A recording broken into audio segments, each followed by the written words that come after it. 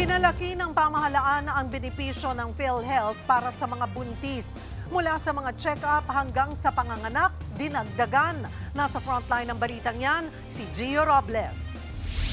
Ang due date ko po, sir, sa June 24, 2026. Unexpected ang pagbubuntis ng 46-year-old barangay clerk at PhilHealth member na si Marieta Francisco mula Mandaluyong. 33 weeks o 8 buwan na siyang buntis sa kanyang ikalawang baby. Dahil sa kanyang edad, itinuturing na high risk ang pagbubuntis ni Marieta. Problema pa nilang mag-asawa ang gasto sa panganganak. Kahit po paano naman, sir, meron naman po akong pakonti-konting iniipon kada magsasweldo po kami. Yung tatay din po nung anak ko, kahit pa paano, nagsisavings din naman po.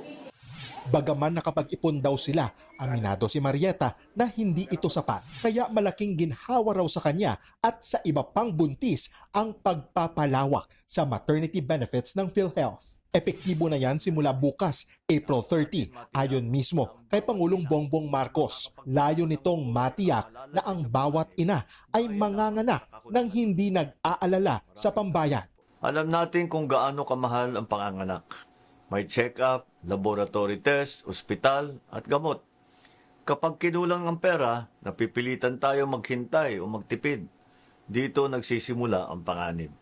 Dahil may increase sa maternity benefits, halos triple na ang halagang sasaluhin ng PhilHealth para sa normal deliveries. Mula sa dating 9,750 pesos, itataas na yan sa 29,000 pesos. Kung cesarean delivery o C-section naman, ang dating 37,000 na binibigay ng PhilHealth aakyat na sa 58,000 hanggang 62,000 pesos ang benepisyo. Bukod pa dyan, dagdag pa ng Pangulo. Mula 4 na check-up, magiging 8 na ang sasagutin ng PhilHealth.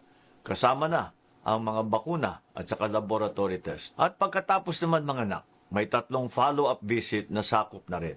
Nakipag-ugnayan na kami sa PhilHealth para sa dagdag na detalye kaugnay sa expanded maternity benefits, pero busy pa raw ang schedule ni PhilHealth President at CEO Edwin Mercado ayon sa kanyang staff. Gayunman, nagpapasalamat si Marieta sa bagong benepisyo na magpapagaan sa kanilang pinansyal na pasanin at kapanatagan sa paghahanda para sa kanyang panganganak. Nagbabalita mula sa Frontline, Gio Robles, News 5. Mga kapatid, Cheryl Cosing po.